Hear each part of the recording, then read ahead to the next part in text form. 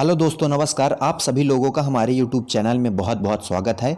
एक लाया हूँ छोटी सी कहानी आपके लिए, तो इस कहानी को अंत तक ज़रूर सुनिएगा क्योंकि छोटी छोटी कहानियाँ इंसान की ज़िंदगी बदल देती हैं। चलिए दोस्तों, शुरू करते हैं।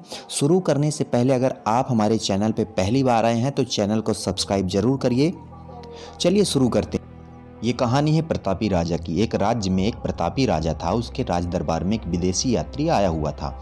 राजा ने उस विदेशी यात्री का स्वागत सत्कार बहुत ही अच्छे ढंग से किया था और वह जब विदेशी यात्री वहां से निकलकर वह जब अपने देश लौट रहा था तो राजा से खुश होकर राजा को एक बहुत ही सुंदर और बहुत बड़ा सा पत्थर उपहार भेंट कर दिया।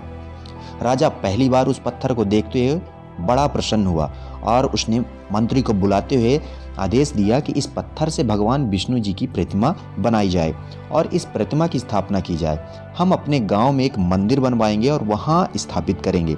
राजा का आदेश पाते ही वह जो मंत्री था वहां से तुरंत शहर की ओर निकल गया और वहां पर जो भी बेहतरीन मूर्तिकार था उसे वह पत्थर दिखाया।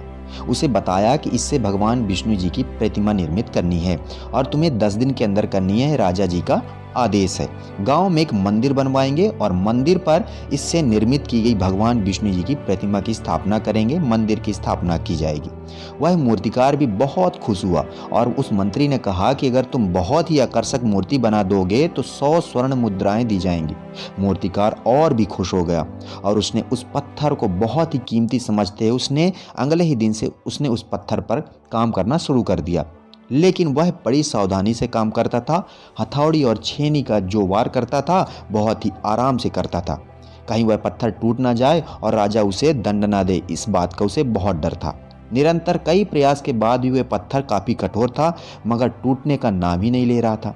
जब वह अपनी हिम्मत और अपनी जितनी भी कोशिश थी उसने पूरी कर ली तो मूर्तिकार ने जब वह पत्थर को नहीं तोड़ पाया तो वह हार मान लिया। अगले ही दिन उस राजा के दरबार पे पहुंच गया और मंत्री के सामने उस पत्थर को देते हुए बोला कि इस पत्थर को कोई भी मूर्तिकार नहीं तोड़ सकता। इससे भगवान विष्णु की प्रतिमा नहीं बनाई जा सकती। यह बहुत ही कठोर पत्थर है और वह वहां से चला गया। अब राजा जी का आदेश था मंत्री को कि इस पत्थर से विष्णु जी की प्रतिमा निर्माण करनी है और वह जो राजा का मंत्री था अगले ही दिन गांव के एक छोटे से साधारण से मूर्तिकार को पकड़ा और उससे बोला कि इसमें तुम्हें भगवान जी की मूर्ति का निर्माण करना है। वह जो मूर्तिकार था उस मंत्री के सामने ही अपने बैग से हथौड़ी और छेनी निकाला और उस पर वार करने लगा। निरंतर कई दफ़ा उसने वार किए और जब काफ़ी तेज़ी से वार किए तो वह पत्थर आसानी से टूट गया। जैसे ही वह मूर्तिकार को तोड़ना चाहता था उसके बाद वह फिर लग गया मूर्ति को बनाने में। यह सब देखकर राजा का जो मंत्री था उसने सोचा कि काश वह जो मूर्तिकार था, शहर का जो मूर्तिकार था, उसने अच्छे से वार किया होता तो उसे 100 स्वर्ण मुद्राएं मिल गई होती और इस स्वर्ण मुद्राओं का वो हकदार होता।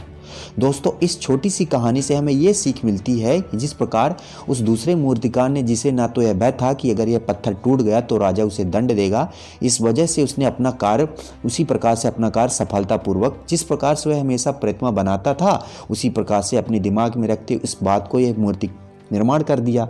उस पत्थर को तोड़कर सुंदर सी भगवान जी की मूर्ति बना डाली।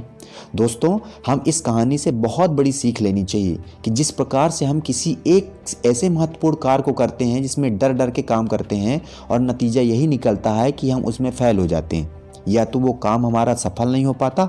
वजह यही रहती है कि हम अपना काम जो है, जो अपना प्रयास है, वो अच्छी तरीके से नहीं कर पाते हैं जिस प्रकार हम अन्य कार्य को बेहतरीन तरीके से करते हैं। दोस्तों, जब भी आप महत्वपूर्ण काम करें आप अपना प्रयास वैसे ही पूर्ता करें जिस प्रकार दूसरे अन्य कार्यों में करते हैं।